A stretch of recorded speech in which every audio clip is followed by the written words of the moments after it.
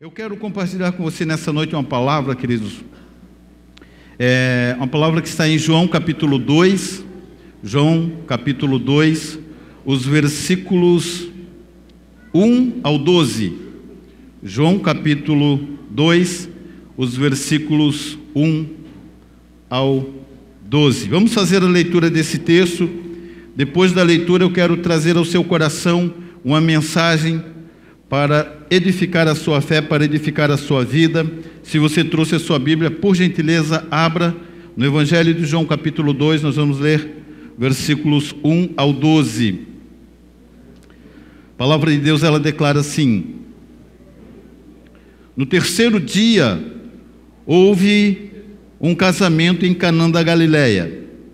A mãe de Jesus estava ali. Jesus e seus discípulos também haviam sido convidados para o casamento. Tendo acabado o vinho, diga assim comigo, acabou o vinho. Tendo acabado o vinho, a mãe de Jesus lhe disse: não tem mais vinho. Respondeu-lhe Jesus: mulher, que tenho eu contigo? Ainda não chegou a minha hora. A sua mãe disse aos serventes: fazei tudo o que ele vos disser. Estavam ali 6 talhas de pedra, diga comigo, 6 talhas de pedra. 6 talhas. Isso.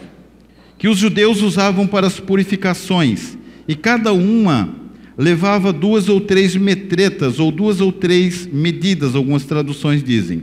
Disse-lhe Jesus: enchei de água essas talhas, e encheram-na até a borda. Então lhe disse Jesus: tirai agora e levai ao mestre-sala. Eles assim fizeram. Logo que o mestre-sala provou a água transformada em vinho, não sabendo de onde viera, se bem que o sabiam os serventes que tinham tirado a água, chamou o noivo e disse: todos põem primeiro o vinho bom, e quando já beberam fartamente, então o inferior. Mas tu guardaste até agora o bom vinho. Este, o primeiro dos sinais miraculosos, Jesus realizou em Canaã da Galileia. Assim revelou a sua glória, e seus discípulos creram nele. Depois disso, desceu para Cafarnaum com sua mãe, seus irmãos, seus discípulos, e ficaram ali não muitos dias. Amém. Curve sua cabeça, queridos, mais uma vez, vamos orar ao Senhor. Pai, muito obrigado, Paizinho querido, pelos dias maravilhosos que nós estamos vivendo. São dias que o Senhor preparou para que nós pudéssemos viver esse tempo, existir nesse tempo, Paizinho querido, determinado pelo Senhor. Pai, nós sabemos que em cada época, Senhor, o Senhor levanta pessoas com propósitos para estabelecer a Tua vontade sobre a terra. Como diz a oração que o Senhor Jesus nos ensinou, que o Teu reino venha, que o Teu reino seja estabelecido assim na terra, como Ele é no céu. Senhor, nós queremos Te agradecer, porque nós somos a geração que o Senhor escolheu nesse tempo para realizarmos a Tua vontade. Pai, nós queremos colocar essa palavra na Tua presença diante do Senhor.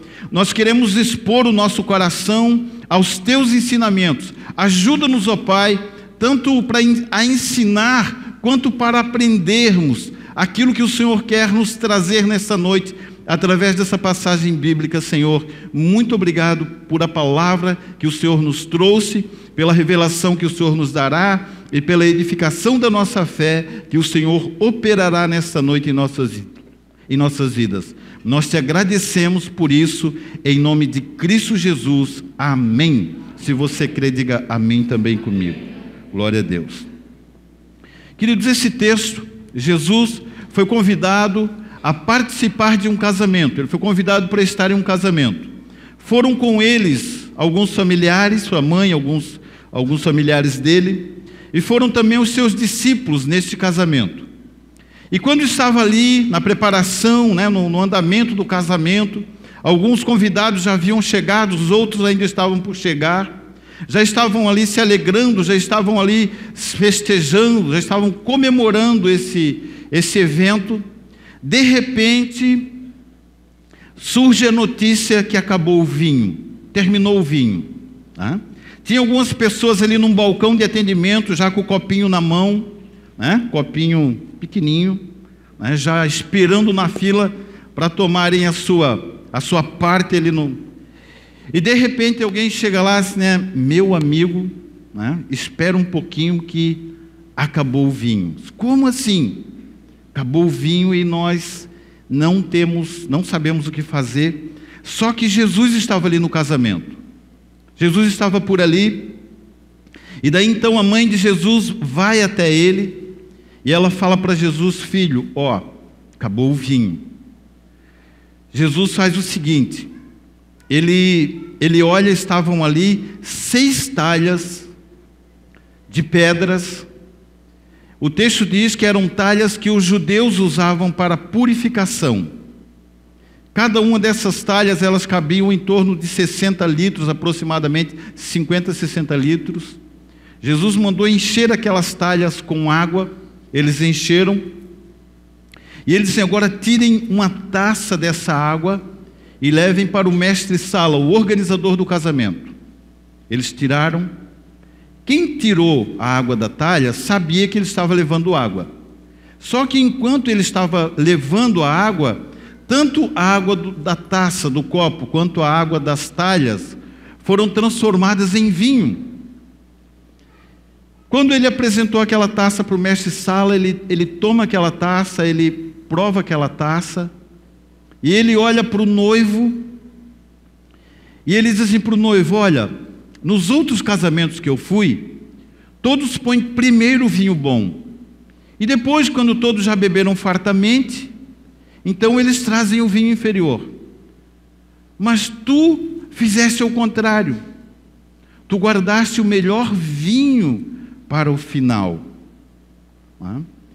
E o noivo ficou meio surpreso, porque ele não sabia ali exatamente do que tinha acontecido. E o texto diz que este foi o primeiro milagre que Jesus realizou em Canaã da Galileia. Queridos, essa passagem bíblica, nós podemos olhar ela, quando nós lemos a Bíblia, sem o propósito da revelação de Deus, nós entendemos que Jesus foi a um casamento, e naquele casamento ele fez um milagre porque havia uma necessidade. Mas quando nós olhamos esse texto, objetivando extrair dele a revelação que está contida nele, nós encontramos coisas maravilhosas e coisas extraordinárias dentro dessa passagem, dentro dessa experiência. Eu quero conversar com você um pouquinho nesta noite. Eu quero usar como título dessa palavra: ferramentas da colheita do Senhor. Diga comigo assim: eu sou uma ferramenta da colheita do Senhor. Isso. Existe aqui, queridos, quando nós nos aprofundamos, nós encontramos aqui alguns valores, e nós entendemos que o que está contido aqui não é apenas uma passagem bíblica ou uma menção histórica da presença de Jesus em um casamento. Existem valores espirituais aqui que nós precisamos extraí-los da palavra de Deus, compreendê-los e perceber o que de fato Jesus estava fazendo ali. Nós caminhamos na visão dos 5 ministérios, todos sabem disso: apóstolo, profeta, evangelista, pastor e mestre. Jesus, ele tinha consigo os 5 ministérios muito ativos. E um dos ministérios que Jesus operava com a maior frequência era o ministério profético. Jesus é o maior profeta que já passou sobre a terra. Jesus é o maior profeta que já passou sobre a terra. Eu sei que você pensou assim: Senhor, mais que o pastor Marcelo? Mais que o pastor Marcelo. Jesus é o maior profeta que passou sobre a terra. Todas as experiências de Jesus contidas na Bíblia, todas, existe um direcionamento profético, existe uma vertente profética que nos faz compreender com clareza os propósitos ocultos do Senhor através da sua palavra. Por isso que nós não podemos pegar a Bíblia, queridos, e ler sem nos aprofundarmos, ler sem meditarmos. Na meditação está oculto, está encoberto os principais valores das Escrituras, a mensagem dentro da palavra. Olha que maravilhoso isso. Olha que maravilhoso isso. Eu quero destacar aqui, queridos, hoje eu vou destacar 4 pontos. 4, pastor? Puxa, 4 pontos é diferente, né? Vamos começar o ano diferente, né? A gente sempre fala 3 pontos. Vamos falar de 4 pontos, né? E vão ser 4 pontos muito, muito interessantes. Esse casamento tem na sua essência uma alusão profética da obra do Senhor Jesus em sua igreja. Quando nós olhamos essa passagem bíblica e tentamos traduzir, tentamos interpretar a aplicação prática dessa passagem, qual a relação que ela tem com as funções, com as atribuições da igreja, nós conseguimos compreender que Jesus está passando aqui para nós algumas diretrizes, algumas informações muito importantes. Vamos a elas. A história de toda a igreja, ela passa obrigatoriamente por uma condição similar ao que aconteceu nesse casamento.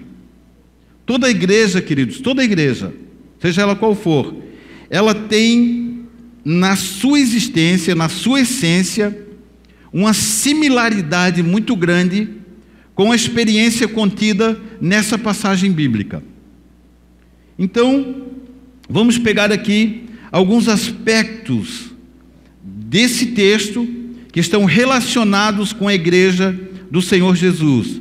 Primeiro ponto, o versículo 3 do capítulo 2, ele diz assim: tendo acabado o vinho, a mãe de Jesus lhe disse: não tem mais vinho. Primeiro pensamento, toda história tem o seu momento em que o vinho acaba. Toda história tem o seu momento em que o vinho acaba. Muito provavelmente, você ou já viveu ou está vivendo algum momento em sua vida em que algo faltou, algo não foi suficiente, algo não superou a sua expectativa, algo não completou a sua expectativa. Todos nós temos um momento na nossa vida em que nós esperávamos algo, mas aquilo não veio, não aconteceu, aquilo de alguma forma faltou. Se nós analisarmos aqui esse casamento, se nós olharmos a realidade desse casamento, imagina os que já casaram, né? Os que não casaram ainda vão casar, obviamente, né? Isso, né? Eu nunca vi um glória a Deus tão rápido, né? Eu mal terminei de falar, o irmão, glória a Deus, né? Tem outros ali que precisam casar e nem amém não disseram, né? Nem amém não saiu, né? Ou ainda não estão pensando nisso, ou já passaram muito e ainda, né? Mas enfim, amém, Misa, glória a Deus, é isso aí, né? Deus vai te honrar. Ele organizou o casamento, chamou todos os convidados dele, e sem que ele tenha conhecimento, acabou o vinho. Queridos, imagina isso. Se Jesus não tivesse por ali, qual seria a história que ficaria registrada desse casamento? Sabe o casamento lá do João e da Maria? Eles eram provavelmente judeus aqui, né? Porque eles estavam no local onde as talhas da purificação estavam por ali. Provavelmente eram judeus. a gente pode chamar de Yosef e Sara, alguma coisa assim, né? Nós fomos no casamento do Yosef e da Sara, e sabe o que aconteceu, rapaz? Acabou o vinho. Puxa vida, foi um vexame. Todo mundo lá na fila com a taça na mão, e acabou o vinho. Certamente, queridos, isso seria a notícia mais comum para se falar daquele casamento. Quando a gente está preparando o casamento, tá? A preocupação maior, a gente fica com aquele pensamento: meu Deus, será que eu não estou esquecendo nada?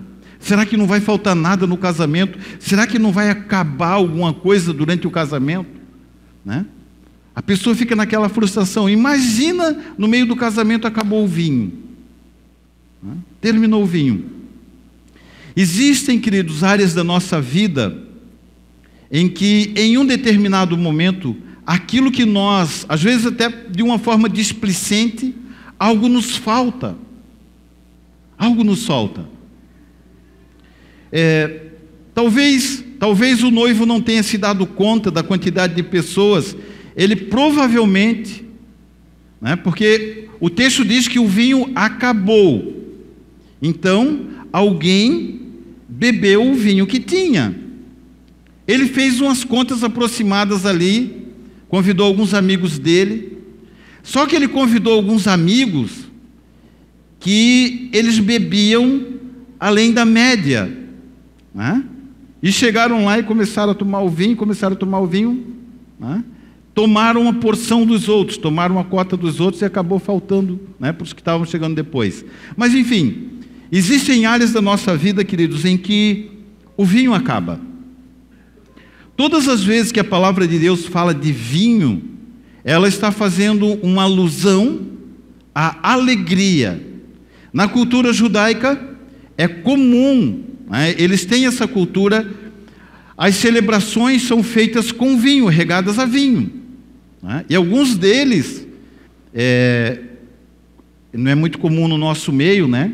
Mas alguns deles, eles aproveitam os casamentos, né? Hoje eu vou ficar bem alegre, né? Hoje eu vou ficar bem alegre mesmo, né? Eu vou tomar bastante, hoje eu quero, né? Então, ainda bem que a gente não tem muito desse negócio no nosso meio, né? Os nossos casamentos são diferentes um pouquinho, né? Senão, né? Imagina isso. Mas deixa para lá, vamos falar de outro assunto para nós não cutucar ninguém aí, né? Vamos deixar para lá. Então, acabou o vinho. Este é um momento que precisamos de um milagre em nossas vidas. Esse é o momento. Eu não sei, a palavra Bíblia não menciona, mas eu não sei se o noivo tinha consciência de quem era Jesus. Jesus tinha sido convidado. Ele foi convidado para estar no casamento. Ele estava ali legalmente, ele não entrou, né, de entrão ali, né, de intruso. Ele estava no casamento legalmente.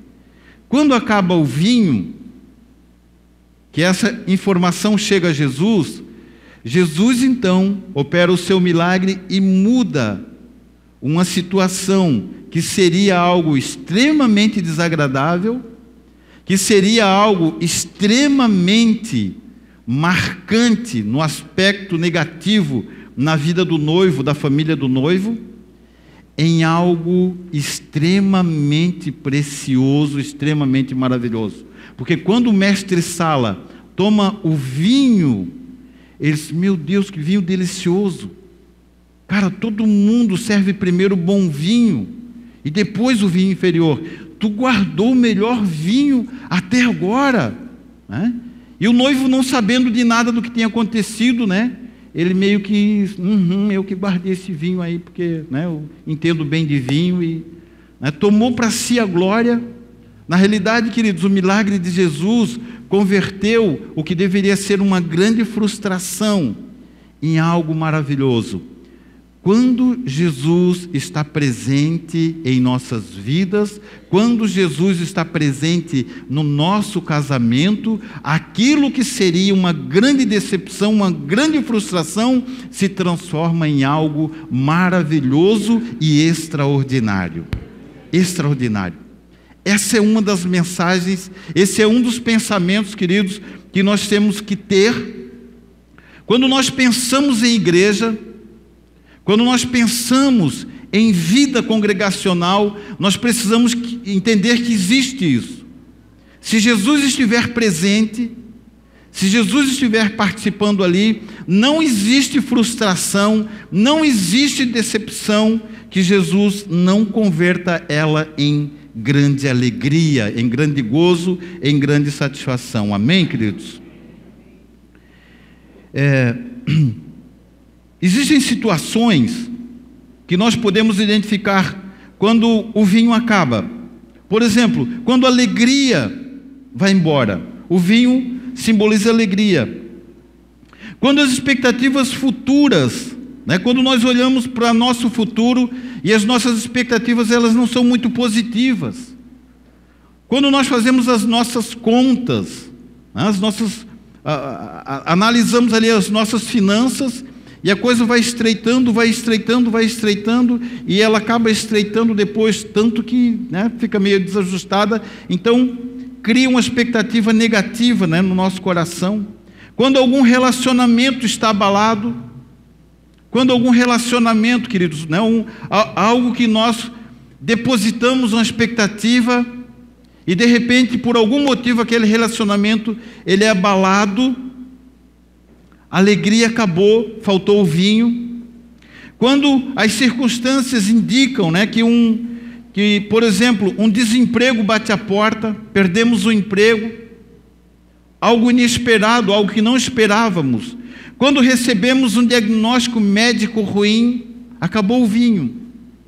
Puxa vida, como será daqui para frente? São situações em nossas vidas que Jesus está dizendo: ei filho, acabou o vinho aí no teu casamento, acabou o vinho na tua casa, acabou o vinho na tua vida. Eu estou presente para converter, para reverter essa situação de pranto, de tristeza, de dor, em grande alegria. Se Jesus estiver presente, é assim que será. É assim que vai ser. João capítulo 16, o versículo 33, Jesus mesmo ele declara assim: disse-vos estas coisas para que em mim tenhais paz. No mundo tereis aflições, mas tende bom ânimo. Eu, Jesus, venci o mundo. Ele está dizendo: filhos, eu tenho domínio dessa situação. Eu tenho domínio dessas circunstâncias. Eu venci o mundo. Ele está dizendo: o mundo não pode te abalar, o mundo não pode te afligir, o mundo não pode produzir, gerar em você essa angústia, essa frustração. A presença de Jesus faz toda a diferença, ou fez toda a diferença na história desses noivos, Esta passagem ela faz uma alusão profética de um outro casamento que está por acontecer. O casamento quando o noivo Jesus vai se encontrar com a sua noiva, a igreja. Um momento de grande alegria, um momento de grande gozo, de grande contentamento. Amém, queridos? Segundo pensamento, os versículos 6 ao 8, a palavra de Deus diz assim: estavam ali 6 talhas de pedra que os judeus usavam para as purificações, e cada uma levava 2 ou 3 medidas. Disse-lhe Jesus: enchei de água essas talhas, e encheram-nas até a borda. Então lhe disse: tirai agora e levai ao mestre-sala. E eles assim fizeram. Segundo pensamento, ferramentas de purificação. Ferramentas de purificação. Aqui, queridos, eu quero concentrar um pouquinho mais, eu quero chamar a sua atenção para essa situação aqui. Olha o que diz 1 Pedro 1,5. Olha o que diz esse texto. 1 Pedro 1,5. Que mediante a fé estáis guardados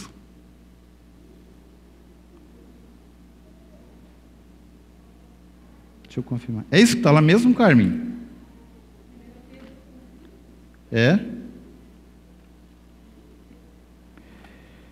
Deixa eu conferir aqui na minha Bíblia. Então, tá. Eu vou ler aqui o texto.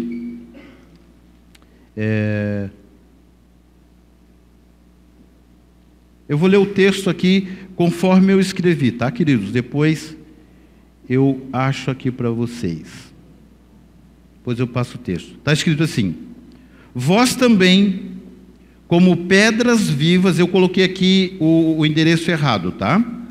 Diz assim, ó, vós também, como pedras vivas, sois edificados como casa espiritual, para serdes sacerdócio santo, a fim de oferecerdes sacrifícios espirituais aceitáveis a Deus por Cristo Jesus. Se alguém achar esse texto ali para mim, por gentileza, 2:5? Então tá. 1 Pedro 2:5. Obrigado, queridos. Vós também, como pedras vivas, sois edificados como casa espiritual, para serdes sacerdócio santo, a fim de oferecerdes sacrifícios espirituais aceitáveis a Deus por Jesus Cristo. Vós sois o quê? Pedras vivas. Pedras vivas. Jesus, vamos entender isso. O vinho, ele provavelmente ele estava armazenado ou em tonéis, né? Ou em odres. Odres eram recipientes de couro de animal, onde ele era costurado, o vinho novo era posto lá dentro, e ele fermentava, e ali então ele envelhecia, de onde então se gerava o vinho. O vinho acabou em um dos dois recipientes, ou no odre, ou no tonel. Por que Jesus não transformou? Por que Jesus não mandou colocar água no tonel, por exemplo? Põe água dentro do tonel, que já estava ali o recipiente guardando o vinho. Ele escolheu essas pedras de purificação, para operar esse milagre. Encham essas pedras com água. O texto diz que eles encheram até a borda. É isso que diz ali? Encheram até a borda. Eu gosto dessa passagem, dessa frase, encheram até a borda. Estas pedras, queridos, ouçam bem isso. Essas pedras eram objetos que os judeus usavam nos cerimoniais de purificação, onde eles realizavam ali as suas liturgias, os seus rituais, e usavam essas pedras para fazerem as purificações. Eles colocavam a água e eles faziam ali, eles tinham o hábito, eles não podiam comer as suas refeições sem lavar as mãos. Aliás, eles costumavam lavar as mãos 2, 3 vezes antes das refeições. Eram rituais de purificação que eles faziam. Com isso, eles se sentiam purificados de qualquer contaminação que eles houvessem adquirido. Jesus manda encher essas talhas. Interessante que são 6 talhas. Agora vamos entender algo aqui. Todas as vezes que a Bíblia fala o número 6, ela está falando da natureza humana, ela está falando do homem. O homem foi criado em qual dia? 6º dia. Todas as vezes que a Bíblia fala do número 6, ela está se referindo à natureza do homem, à humanidade. Jesus está dizendo o seguinte: quando ele ordena que se ponham a água nas talhas, ele está fazendo aqui para mim e para você uma alusão profética, queridos, que tudo o que Jesus opera, ele sempre contará com a participação minha e sua nos seus milagres, na realização dos seus milagres. Essas talhas, elas eram usadas para purificação. Se Jesus está fazendo uma alusão profética, nos comparando essas talhas, eu entendo que a minha participação na obra de Jesus tem um propósito. Qual o propósito da minha participação na obra de Jesus? Qual o objetivo da minha participação na obra que o Senhor Jesus realiza? Uma obra de purificação na vida das pessoas. Eu e você somos ferramentas de purificação na obra do Senhor Jesus. Nós somos as pedras que o Senhor usa para realizar o processo de purificação na vida das pessoas. Entendam bem, uma pedra é só uma pedra. Se ela não tiver um propósito, ela é apenas uma pedra. Mas quando o Senhor Jesus decide usar aquela pedra, acontece, através daquela pedra, um milagre extraordinário na vida das pessoas, que transforma aquilo que seria uma grande decepção em uma grande alegria na vida das pessoas. Você é a pedra, é a rocha que Jesus quer usar para operar o seu milagre maravilhoso, extraordinário de purificação na vida das pessoas. É nós que ele usa. Somos nós que, através de nós, que Jesus opera isso. O problema, a questão é, eu entendo isso dessa forma? Eu tenho entendido isso desse modo? Não é que o texto que diz que nós somos pedras vivas. Olha, põe de novo lá, é 1 Pedro 2,5, né, Carmen? Está lá, né? Olha que maravilhoso. Vós também, como pedras vivas, sois edificados como casa espiritual, para serdes sacerdócio santo, a fim de oferecerdes sacrifícios espirituais aceitáveis por Deus, aceitáveis a Deus por Jesus Cristo. Eu posso olhar para mim, para a minha existência espiritual, olhar-me apenas como uma pedra. Se eu não descobrir qual o propósito de Deus através da minha vida, eu me autoavalio como algo sem valor, uma pedra. Uma pedra, se ela não tiver um propósito, ela mais atrapalha do que ajuda. Uma pedra é uma coisa pesada, é uma coisa difícil de ser transportada. Se você tiver uma pedra na sua casa, e você não quiser mais ela, como que você vai dar fim nela? Joga fora essa pedra. Jogar onde?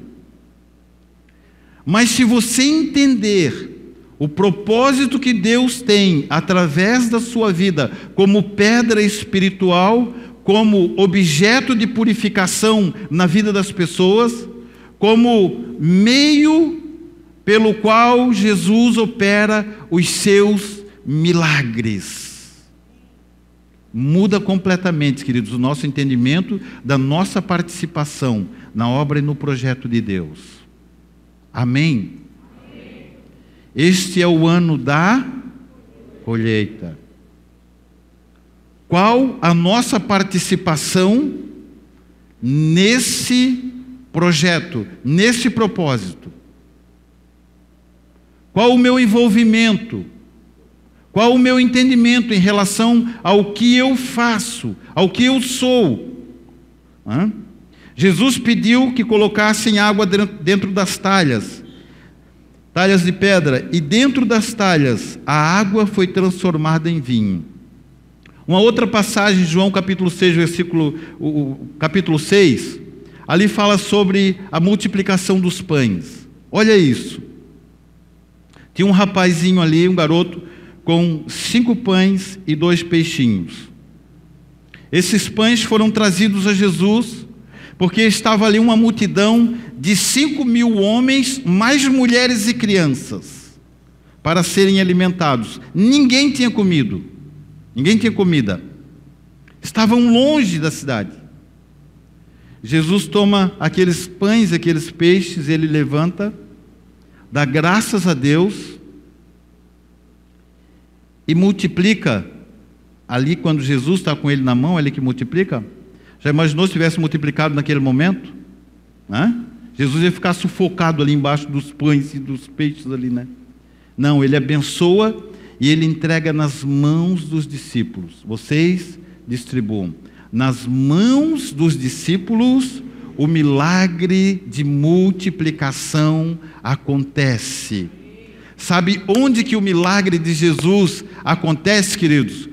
Quando a obra passa pela sua mão, o milagre acontece. A obra de transformação, a obra de multiplicação.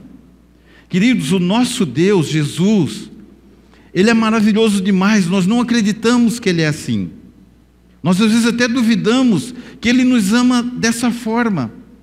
Nós dizemos assim: Jesus, mas o Senhor vai usar um cara, uma pessoa como eu? Senhor, eu não valho nada, eu tenho um monte de defeitos. Isso, pois é, igual aquela pedra, né? Uma pedra toda defeituosa, toda cheia de imperfeições, né? Mas Jesus usou aquelas talhas para operar o seu primeiro, indicando que a partir do primeiro, todos os demais seriam assim. Nos tornamos participantes da obra do Senhor. Amém, queridos? Então, olha para alguém do seu lado e declare profeticamente na vida dessa pessoa. Se necessário, ponha a mão sobre a cabeça dela e declare assim: você é uma ferramenta de purificação levantada por Deus, criada por Deus para abençoar pessoas. Amém, glória a Deus. Jesus merece um aplauso, não merece por isso? Né? Glória a Deus, glória a Deus, glória a Deus, glória a Deus. Né? Olha para o irmão que está no seu lado, né? Agora só olha para ele e diga assim para ele: nossa, que pedrinha bonitinha, né?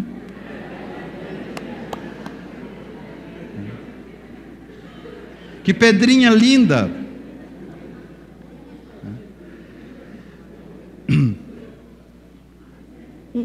O meu propósito, queridos, o meu propósito é você perceber,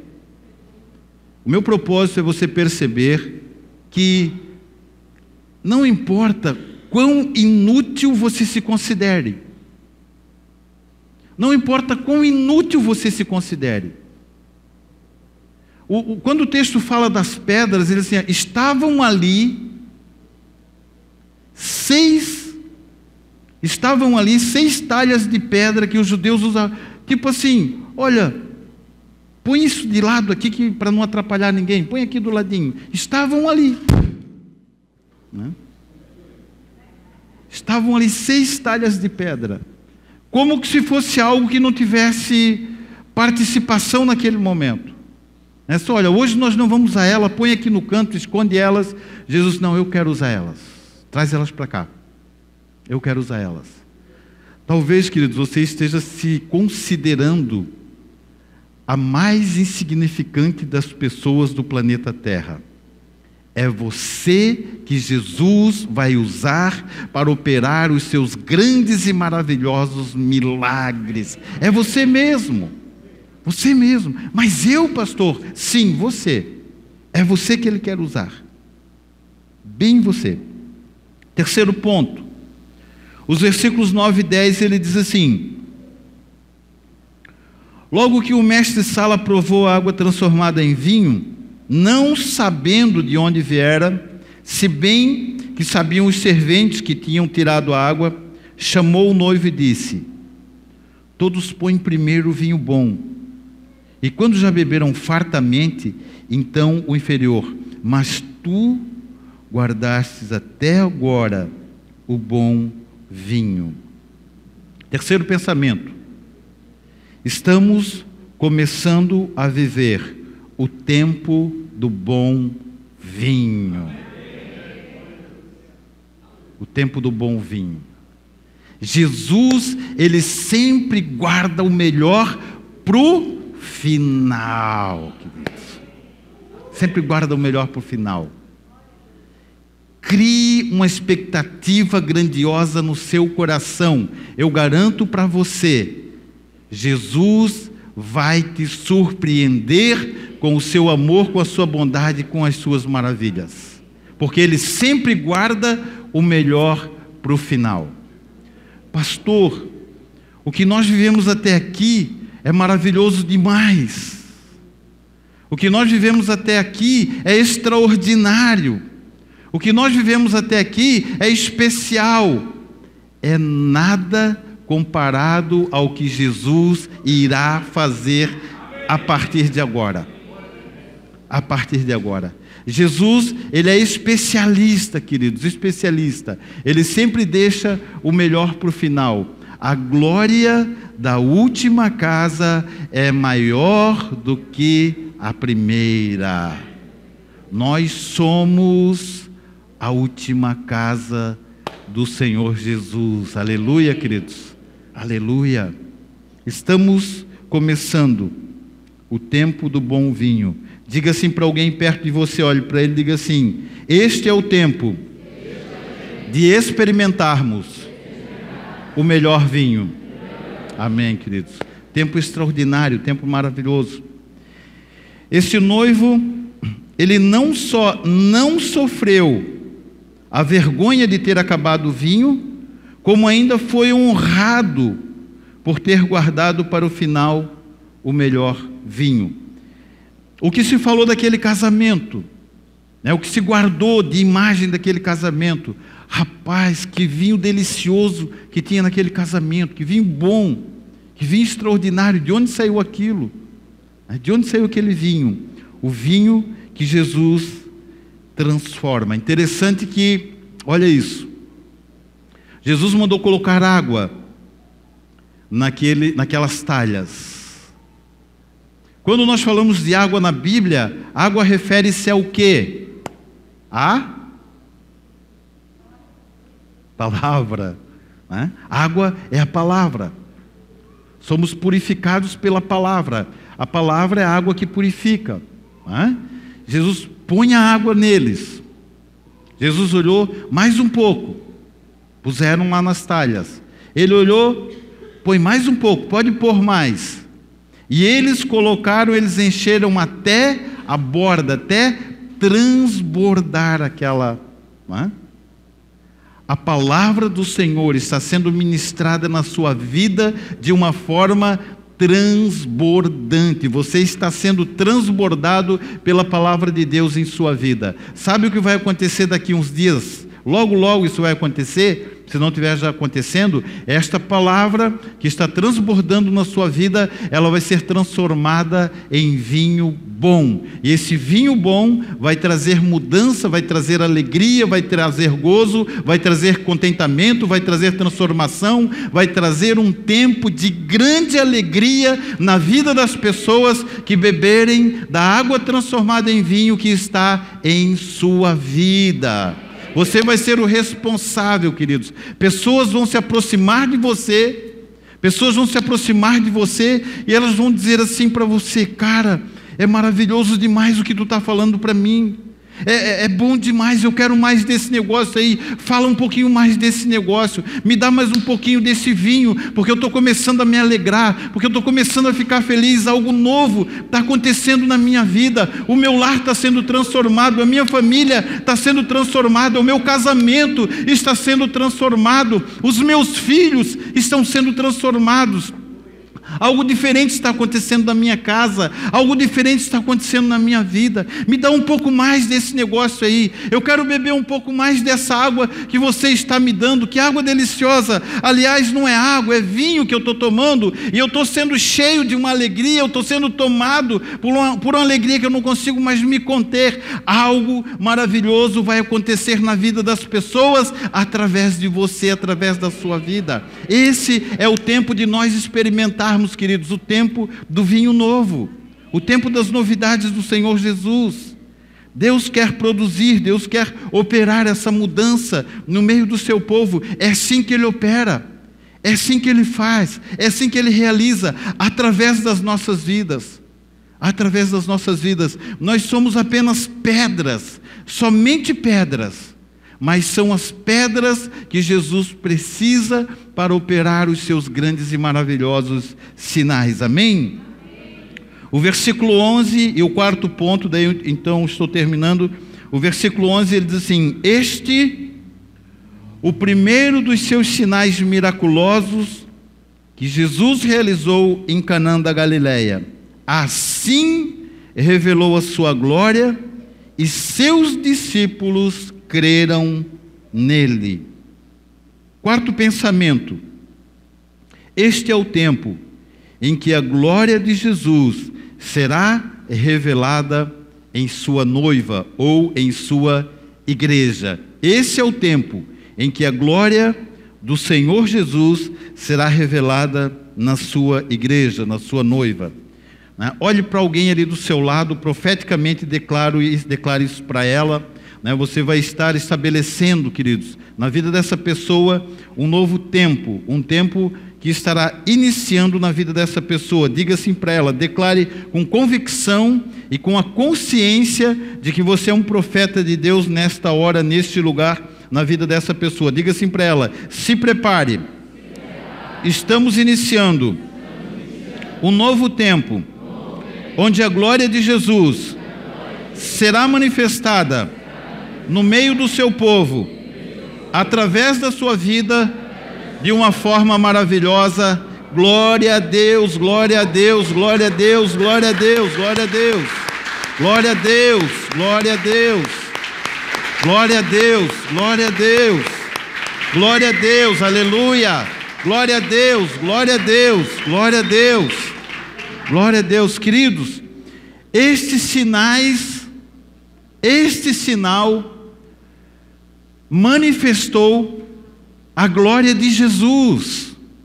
Este sinal manifestou a glória de Jesus. Os discípulos reconheceram a glória de Jesus porque Ele operou este sinal maravilhoso. Ele usou as pessoas, Ele usa pessoas para manifestar o seu poder, para manifestar a sua glória.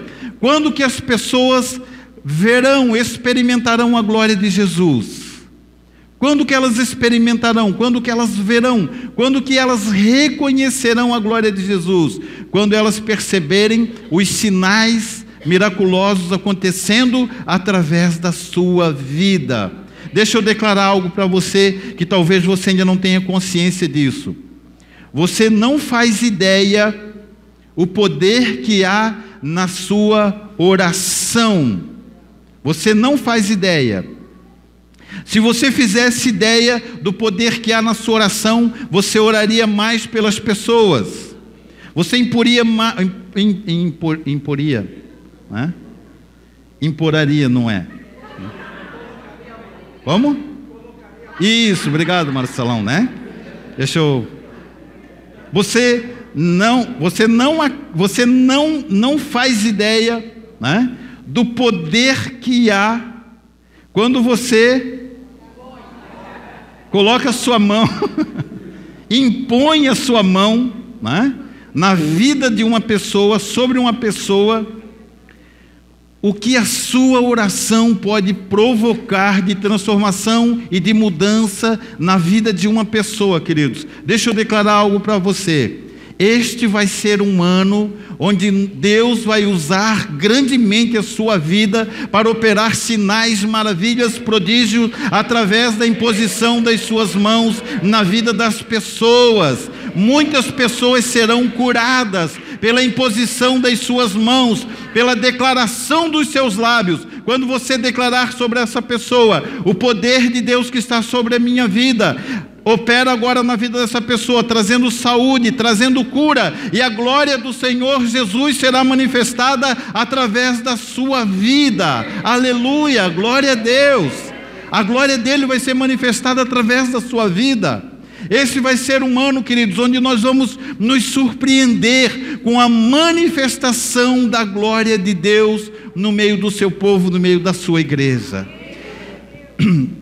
Nós estaremos, queridos, nos próximos dias, nos próximos meses, nos próximos anos, nós estaremos provocando a fé que está depositada no seu coração. Ela não pode ficar aí paradinha, escondidinha num canto como uma pedra sem necessidade. A fé que está no seu coração, ela precisa se converter em realizações, em obras extraordinárias, em curas, em libertação, em transformação na vida das pessoas.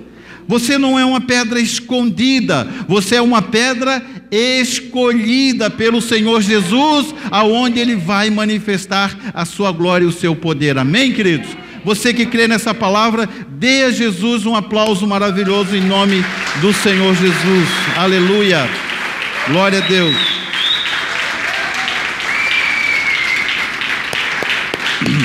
Glória a Deus, glória a Deus, glória a Deus. Glória a Deus, glória a Deus, glória a Deus, glória a Deus, glória a Deus. Se prepare, vai ser um ano de colheita extraordinária nas nossas vidas. Amém, queridos?